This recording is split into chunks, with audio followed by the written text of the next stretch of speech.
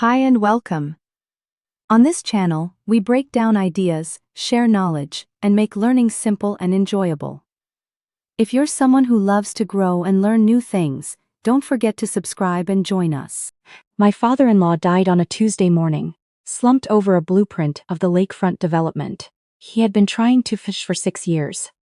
By noon on Wednesday, my keycard no longer opened a single door in the building. He had spent 30 years filling with his name. My husband met me at the security desk with the expression he wore when he believed he had settled something. "We're making organizational changes," he said, and his hand found the small of my back, in a gesture that was less affectionate than it was directional. "It's time to simplify things." I looked at him for a moment. I said, "I agree completely." He couldn't have known what I meant. He couldn't have known that 6 floors above us, in a private conference room neither of us had set foot in.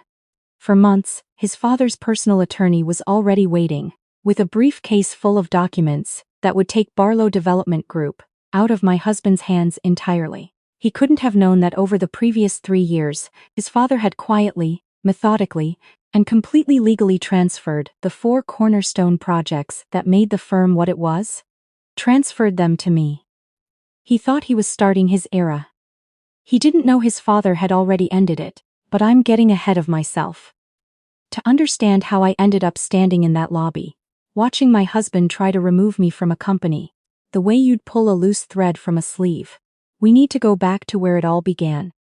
My father was a structural engineer, not famous, not wealthy, but precise in a way that people noticed. He spent his career calculating load tolerances and reviewing foundation specs for projects that had other men's names on them. Working for a mid-size firm in Indianapolis that kept promoting the people above him. When I was 22 and finishing my final year of architecture school at the University of Illinois, he died of a stroke in his car. Still wearing his hard hat, parked outside a job site he never got to inspect.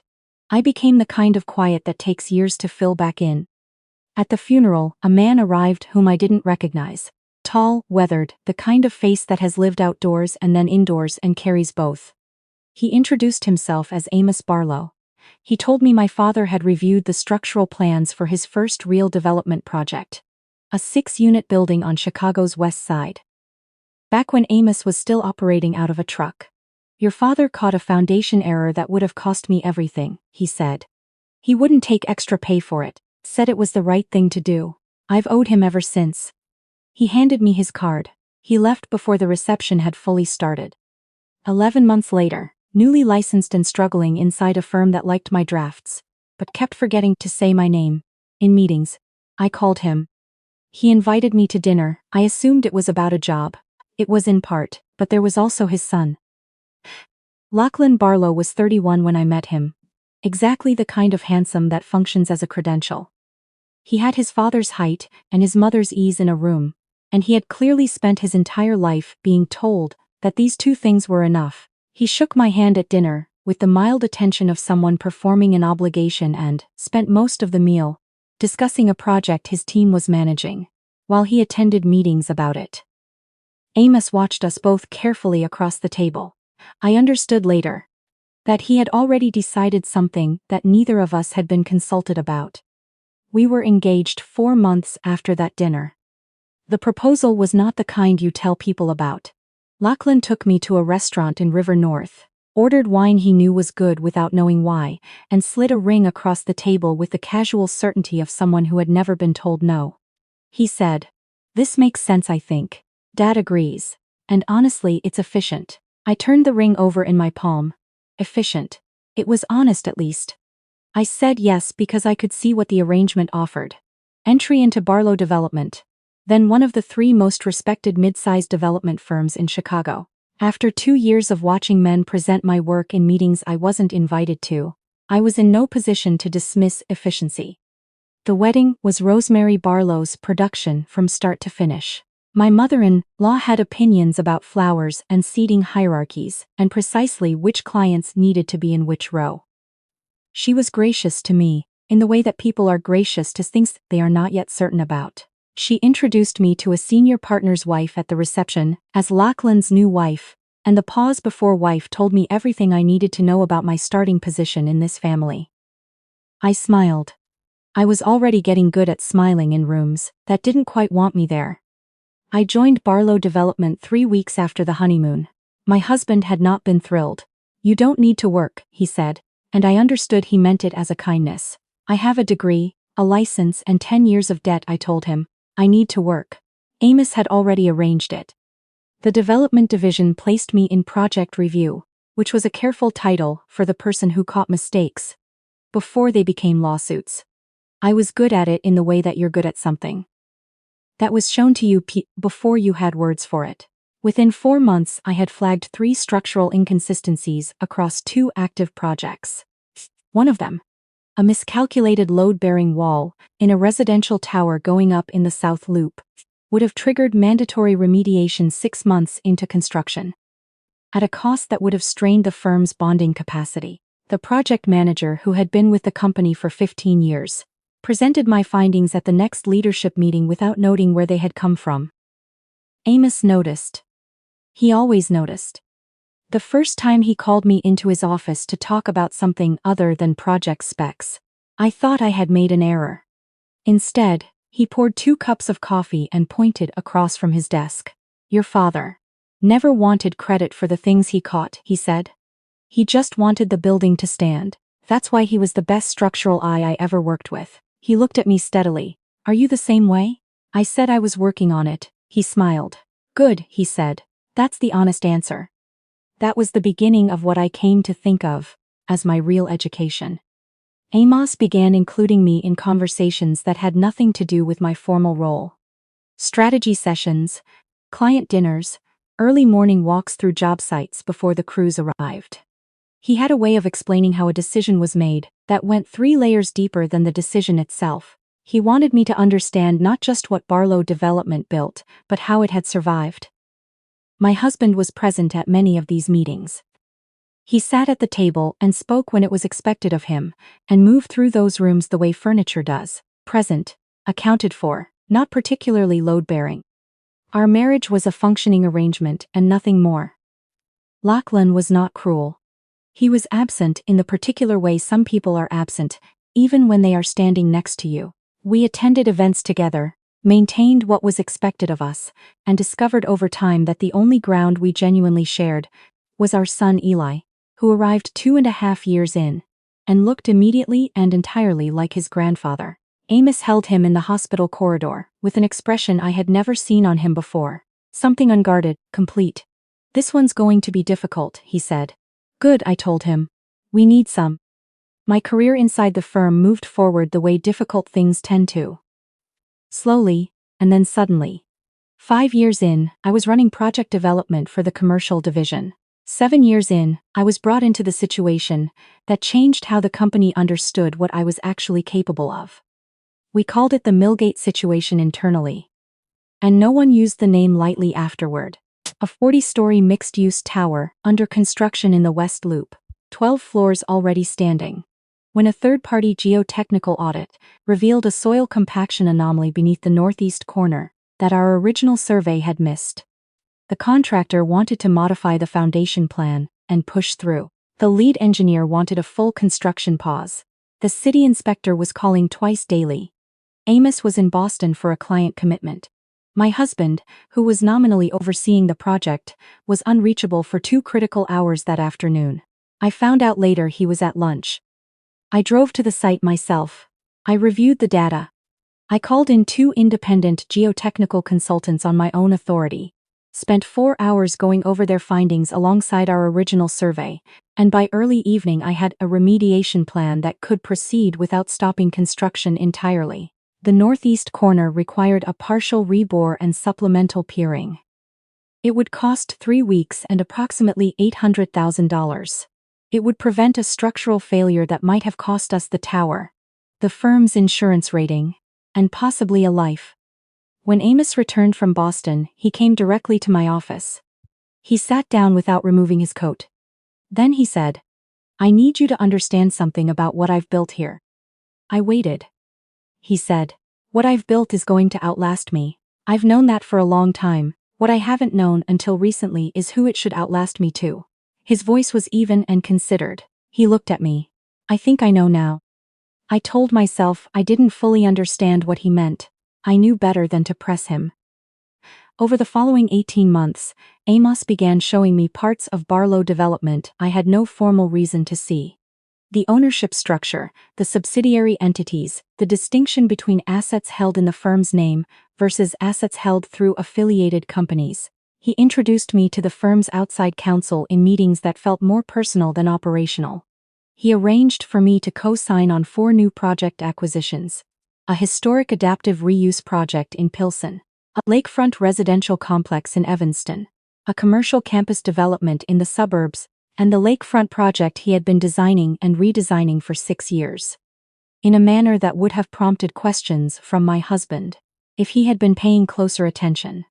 Lachlan was not paying closer attention. He had other preoccupations. The first concrete evidence of those preoccupations came from a calendar notification on his laptop, left open on the kitchen island one morning. A dinner reservation. A restaurant I knew. A first name I didn't. I photographed the screen before I fully processed why. What accumulated after that were the small inconsistencies that mean nothing in isolation and everything together. A hotel checkout date. 2 days after the conference ended. An apartment key on his ring with no label. A phone that traveled face down more than it used to.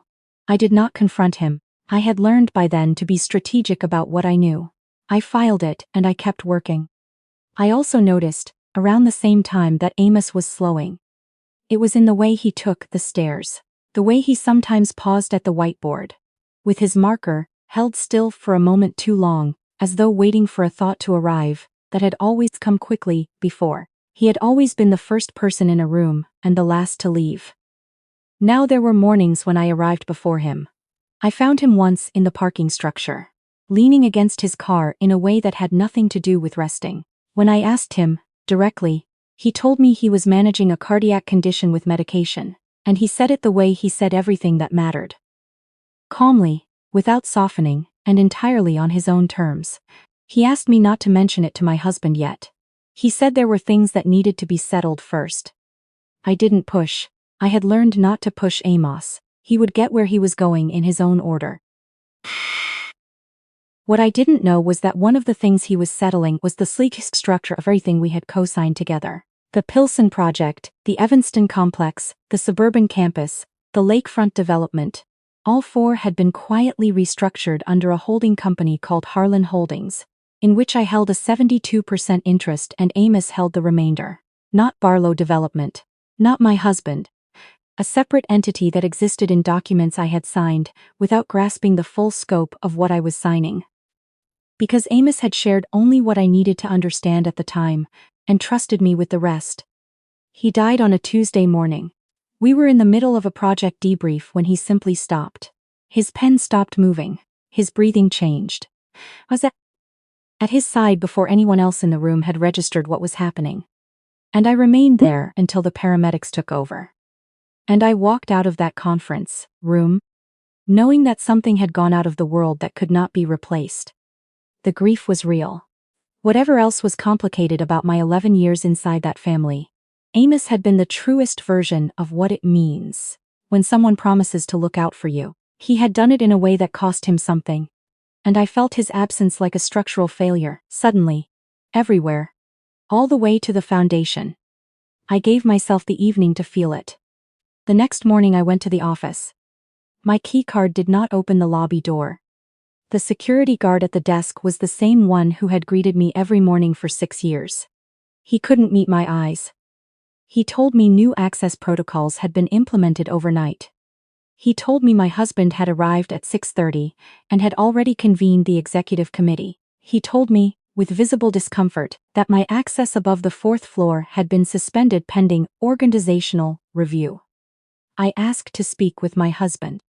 40 minutes later I was standing in Amos's office. My husband had already rearranged it. The drafting table Amos had kept by the window, the one he'd used since before the firm had more than 4 employees, had been moved to the hallway. In its place sat a standing desk with monitors and a charging station, and a Bluetooth speaker, that felt in that moment like a specific kind of disrespect to everything the room had meant. My husband stood behind the desk. He had the expression of someone who has rehearsed what he's about to say, and is pleased with the rehearsal. He said, "I know the timing is hard, with Dad and everything. But I need to be honest with you. Your position here was always tied to his particular approach to things. The board and I have agreed we need to modernize the structure. Certain roles are being consolidated." I looked at him. He was 42 years old. He had attended 73 ribbon cuttings for buildings he had not designed, financed, or reviewed. I had counted the photographs on his office wall the previous. During a meeting he had arrived 18 minutes late to. I said, "Are you firing me?" He said, "I'm restructuring the company." I said, "Lachlan, are you firing me?" Not a question. A pause. Something beneath his expression tried to find a more diplomatic word and then gave up. "Yes," he said. "Effective today." I nodded. I looked out the window at the lake and held my face still. He said, "I think you knew this was coming. We're not really a unit anymore. It's time to stop performing like we are." I didn't answer right away. Then I said, "I have a few things in my office." He said, "I'll have someone." "I'll manage," I said. And then I said the thing that I watched him spend the next 3 seconds trying to interpret. "Thank you." He frowned. "For what?" "For clarifying things," I said. And I meant it in a way he could not have understood yet. I was in my office for 11 minutes. Long enough to collect 2 personal items and make 1 phone call. When my husband's assistant appeared in the doorway, she said there was a man in the lobby asking for both of us. She said his name was Gerard, that he was with Caldecott and Associates, and that he represented the estate of Amos Barlow. I went downstairs. Gerard was a man in his late 60s, with a briefcase that looked older than I was, and the manner of someone who has spent his career delivering consequential news in conference rooms, and learned to let the news do the work. He waited until my husband arrived, which took 9 minutes. My husband came in adjusting his cuffs. He looked mildly surprised to find me already seated. Gerard set his briefcase on the table and opened it without preamble. He said, "Amos updated his estate documents 18 months ago and again 9 months ago. The changes are material. He asked me to be present in person to walk you both through the primary provisions." My husband settled back with the comfortable assurance of someone who has always expected to be told something good. Gerard placed a bound document on the table. He said, "Under the revised terms of the estate, the operating assets of Barlow Development Group have been allocated as follows. 30% to you, in trust, administered according to the terms in the attached appendix. The remaining controlling interest." He paused. 70% has been allocated to your wife." The silence that followed was not brief, it was the kind of silence that fills a room from the floor up. My husband said, "That's not possible." Gerard said, "I understand this is unexpected." My husband said, "There must be a drafting error. Dad wouldn't, he would have told me." Gerard removed a sealed envelope from the briefcase. He said, "Your father also left a letter. He was explicit that it be read at this meeting." He read it aloud. Amos had written in the specific, unadorned language he used for everything that mattered to him. He wrote that 30 years ago, a structural engineer named Harold Finch had caught a foundation error that would have ended his company before it ever became what it was. Harold had refused additional payment, said it was the right thing. Amos wrote that he had spent 30 years trying to find the right way to honor a debt like that, and that he had arrived, finally, at this. He wrote that he had watched me for 11 years, had watched me prove myself in rooms that didn't want me there, had watched me hold buildings up when the people around me were distracted by credit, had watched me build something real inside a company that his own son had inherited rather than earned. He wrote that he was not a sentimental man. He wrote that what he felt watching me was something very close to pride. He wrote that the company would survive in my hands. He was not certain it would otherwise. He wrote one final thing, that the 4 projects held under Harlan Holdings already belonged to me, under existing legal structure, entirely separate from this will, and that his attorney would explain the details. My husband was on his feet before Gerard finished. He said he would contest it. He said it the way people announce intentions they have not thought through. Jared set a third document on the table. He said, "Your father anticipated that possibility. He asked me to make you aware that he compiled documentation regarding several financial arrangements conducted through company accounts for personal use, including a lease on a residential property on North Lake Shore Drive, held in the company's name, and currently occupied by a private individual," he said. "Your father became aware of this arrangement approximately 14 months ago. He chose not to act on it publicly at that time. He prepared this information in the event that it became necessary." My husband sat back down. The room was very quiet. I said I needed some air and I walked out.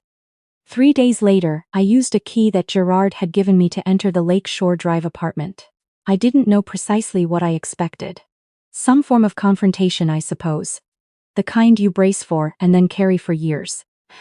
What I found instead was a woman sitting at a kitchen table with a cup of coffee, and the expression of someone who has been waiting for a knock on the particular door for a long time, and is almost relieved it has finally come. Her name was Esme. She had been a compliance officer at a competing firm before my husband convinced her to leave, framing it as a recruitment. She had stayed in that apartment for 2 years on a lease she had never signed herself, and could not exit cleanly without a plan she didn't have. She told me he had promised to leave our marriage once his father stepped back from the firm. She told me she had eventually suspected she was not the only arrangement he was maintaining, but by then her professional life had become entangled with his, in ways that are difficult to undo without help. I believed her. Not because I needed to, but because I recognized the particular composure of someone who has been carefully managed by a person skilled at managing people. And that is what I heard in everything she said about him. I told her the apartment was a company asset and would transfer with the estate. I told her I was not asking her to leave immediately. Then I told her about the 3 client accounts I suspected had been handled improperly, and that her compliance background meant she would know exactly what to look for. She looked at me for a long moment across the kitchen table. She said, "I was wondering when someone was going to ask me that." We spent the next 72 hours going through everything she knew. The pattern across those 3 accounts was clear once you knew where to look. Redirected client fees, modest in individual amounts, systematic in their structure. Esme documented it methodically, with the focus of someone who had spent years watching for exactly this kind of thing, and was finally being allowed to say it out loud. My husband did not contest the will. He negotiated instead, which was, in the end, the most straightforward thing he had done in years. He accepted a financial settlement for the 30% trust interest, signed the separation agreement, and resigned from the board over the course of a long weekend. He left with money and without a company, which I suspect was precisely the architecture Amos had designed. Enough to sustain his son's life, not enough to dismantle what his son had never built in the first place. I did not move into Amos's office. I kept mine. Smaller, lower floor, with the window that faces east toward the lake rather than west toward the skyline. It was the office where I had caught the errors that kept buildings standing for 11 years, and it felt right to stay in it. I brought Eli in on a Saturday 3 weeks after the settlement was signed. He was 8 years old, and had his grandfather's eyes, and his grandfather's habit of making observations in the form of questions. He moved slowly around the office, looking at the project models on the shelves and the structural drawings. Above the desk, a framed photograph of the Millgate tower that I had hung the day construction completed. He stopped in front of that photograph. He said, "Grandpa built that one." I said, "He started it. We finished it together." He was quiet for a moment. He said, "Are you going to keep building things?" I told him yes. I told him that his grandfather had spent 30 years building things that were designed to outlast him. That this was, in fact, the whole point of building anything. The thing itself mattered less than whether it could hold up. Once the builder was gone, he nodded, slowly, as though confirming something he had already considered. He asked if he could have the small-scale model of the Evanston complex for his room. I told him yes to that too. That evening, after I had taken him home and waited until he was asleep, I drove back. I sat at my desk with Chicago spread out beyond the glass, and thought about a man I had known for 11 years, who had made one significant promise, and then spent the rest of his life, keeping it in a manner I had not seen coming.